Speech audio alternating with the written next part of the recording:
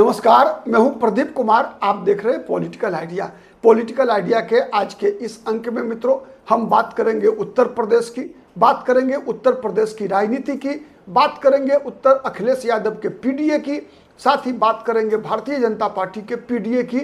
और इसमें सबसे जो महत्वपूर्ण बात होगी आज वो होगा आजम खान का। आजम खान ने अपने आप को पत्रकारों से लगातार, चूंकि आपको पता है कि आजम खान 23 महीने के बाद बाहर आए हैं और लगातार वो इंटरव्यू अलग अलग टीवी चैनल्स को देते जा रहे हैं। और इन इंटरव्यू में आजम खान ने एक बात कही कि वो भारतीय जनता पार्टी के लिए आजम खान आइटम गर्ल हैं। आइटम गर्ल हैं आजम खान, किसके? तो भारतीय जनता पार्टी की।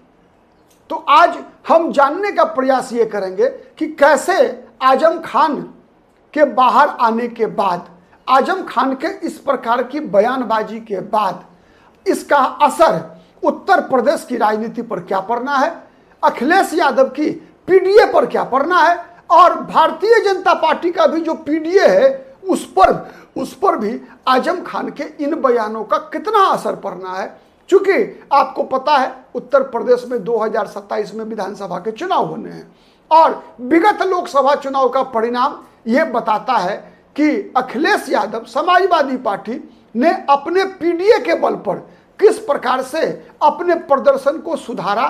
2022 के विधानसभा चुनाव के परिणाम को मात्र 2 वर्षों के अंदर 2024 के लोकसभा चुनाव में अखिलेश यादव ने पीडीए के खेला से भारतीय जनता पार्टी के पीडीए को कैसे ध्वस्त किया। तो आप जब हम बात करते हैं उत्तर प्रदेश के पीडीए अखिलेश यादव की, बात करते हैं बीजेपी के पीडीए की, तो उसी पीडीए में निकल कर आता है आजम खान का इस बयान का सूत्र, आजम खान के इस बयान का बीज। कैसे? तो समझते हैं, चलिए। अखिलेश यादव का क्या है पीडीए? अखिलेश यादव का पीडीए है पिछड़ा, दलित और अल्पसंख्यक। और भारतीय जनता पार्टी का पीडीए क्या है? पिछड़ा, दलित और अग्री जाति। केवल इतना ही अंतर है मित्रों भारतीय जनता पार्टी के पीडीए में और अखिलेश यादव के पीडीए में। अखिलेश यादव समझते हैं कि अखिलेश यादव का जो पी और डी है, पिछड़ा और दलित है, उसका स्वाभाविक सहयोगी अल्पसंख्यक है, मुसलमान मतदाता हैं। लेकिन भारतीय जनता पार्टी ये समझती है कि नहीं, पिछड़े और दलितों के असली जो कॉम्बिनेशन बन सकता है वो बनता है, असली सहयोगी है अग्रे। मतलब भारतीय जनता पार्टी ध्रुवीकरण कराना चाहती है उत्तर प्रदेश की राजनीति में धार्मिक आधार पर।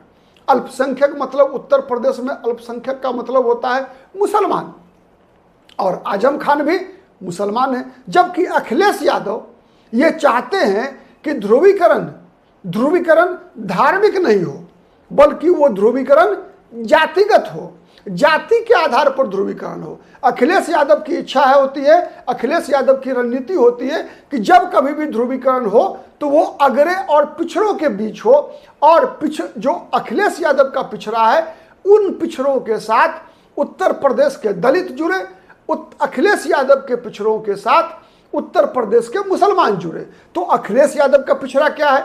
अखिलेश यादव के पिछड़ों की शुरुआत होती है यादव से, और उसके बाद उसमें मजबूती से जुड़ते हैं मुसलमान। चूंकि मुसलमानों को पता है कि भारतीय जनता पार्टी को आने वाले दिनों में राजनीति में अपर हैंड बढ़त लेने से रोकने के लिए, चाहे वो विधानसभा का चुनाव हो, चाहे लोकसभा का चुनाव हो, चाहे वो वर्तमान हो, चाहे वो भविष्य हो, हर में भारतीय जनता पार्टी को रोकने की स्थिति में वर्तमान में अखिलेश यादव ही हैं। इसीलिए अखिलेश के साथ रहना मुसलमानों की मजबूरी होती है। इसीलिए मुसलमान अखिलेश यादव के साथ चट्टानी एकता के साथ खड़े होते हैं। लेकिन अखिलेश यादव का जो मुसलमान और अखिलेश यादव का पिछड़ा यादव, इनसे क्या होता है, जो गैर यादव पिछड़े हैं, जो मायावती के समर्थक दलित हैं, तो जब ये मुसलमान अखिलेश यादव के और यादव अखिलेश यादव के ये दो जुड़ते हैं, तो पहले क्या हो रहा था 2024 के विधानसभा चुनाव, लोकसभा चुनाव से पहले, कि अखिलेश यादव के यादव और अखिलेश यादव के मुसलमान से समाज के अन्य जाति के लोग डरते थे, नफरत करते थे कई कारणों से, चाहे वो मुजफ्फरनगर का दंगा रहा हो, कवाल का दंगा रहा हो, चाहे अन्य कई कारण। आप देखेंगे जो उत्तर प्रदेश की राजनीति में जो एट्रोसिटीज एक्ट का इस्तेमाल, चाहे वो शासनकाल मुलायम सिंह यादव का रहा हो, चाहे वो शासनकाल मायावती का रहा हो, चाहे वो शासनकाल अखिलेश यादव का रहा हो, चाहे वो शासनकाल योगी आदित्यनाथ का हो, हर दिनों हर शासनकाल के दौरान एट्रोसिटीज एक्ट का इस्तेमाल सर्वाधिक अगर किसी एक जाति और राजनीतिक समूह के खिलाफ किया गया तो वो जाति थी यादव और राजनीतिक शक्ति थी समाजवादी पार्टी। समाजवादी पार्टी के कार्यकर्ताओं के खिलाफ, समाजवादी पार्टी के समर्थकों के खिलाफ ही दलित एट्रोसिटीज एक्ट का सर्वाधिक उपयोग हुआ।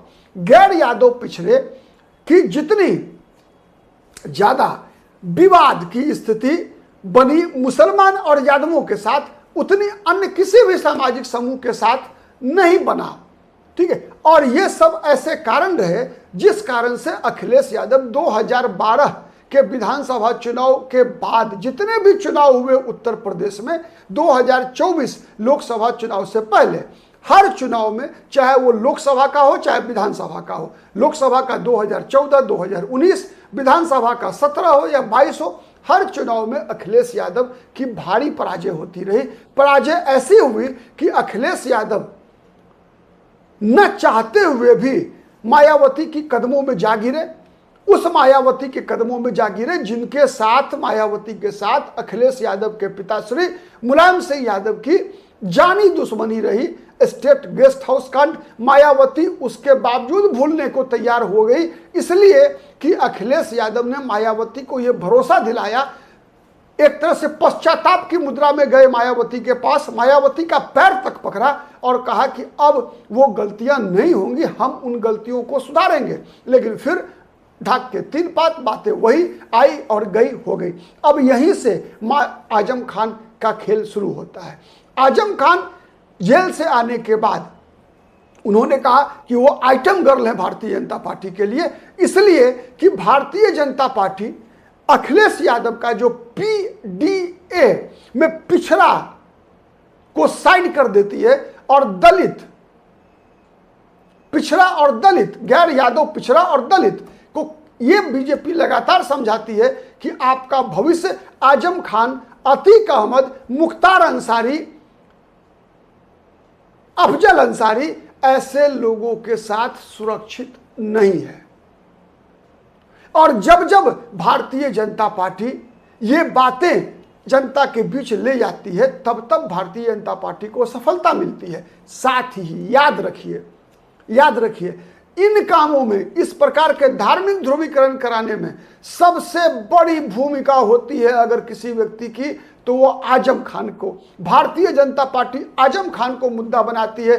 भारतीय जनता पार्टी आजम खान के 90 के दशक के उन बयानों की याद दिलाती है जब आजम खान ने कहा था कि भारत माता डायन है। आजम खान के उन बयानों को आज भी भारतीय जनता पार्टी दोहराती है जब आजम खान ने जया प्रदा के बारे में अश्लील टिप्पणियां की थी। वैसे उन दिनों जया प्रदा आजम खान की पार्टी में ही थी, फिर भी अपनी पार्टी की सांसद के बारे में ही इतने अपशब्दों का इस्तेमाल आजम खान ने जब किया था तो समाजवादी पार्टी के लोग नहीं लेकिन बीजेपी के लोग बार बार उन बातों को याद दिलाकर धार्मिक ध्रुवीकरण कराना चाहते हैं। भारतीय जनता पार्टी के माने एक मिशन के तहत आप कह सकते हैं इस बात की चर्चा लगातार करती है कि जब अखिलेश यादव भी उत्तर प्रदेश के मुख्यमंत्री थे तो उत्तर प्रदेश पुलिस के पास एक ही काम होता था कि वो आजम खान की भैंस को ढूंढे। आजम खान के उन बयानों की याद भारतीय जनता पार्टी लगातार दिलाती है जब आजम खान ने कहा था कि सत्ता बदलने दो, कलेक्टर से जूते के फीते बंधवाऊंगा। और जब जब ऐसी स्थिति आती है तब तब भारतीय जनता पार्टी चुनाव जीतती है। आजम खान का बाहर रहना भारतीय जनता पार्टी के लिए आप कह सकते हैं कि सबसे बड़ी ताकत का काम करती है, क्योंकि आजम खान के अपनी जुबान पे लगाम नहीं है। आजम खान का अधिकतर बयान राजनीतिक रूप से भारतीय जनता पार्टी को फायदा पहुंचाता है, अखिलेश यादव को कमजोर करता है। इसीलिए शायद आजम खान ने कहा कि वो भारतीय जनता पार्टी के आइटम गर्ल हैं। आप क्या सोचते हैं कमेंट करके जरूर बताइएगा। आज के लिए इतना ही, बहुत बहुत धन्यवाद।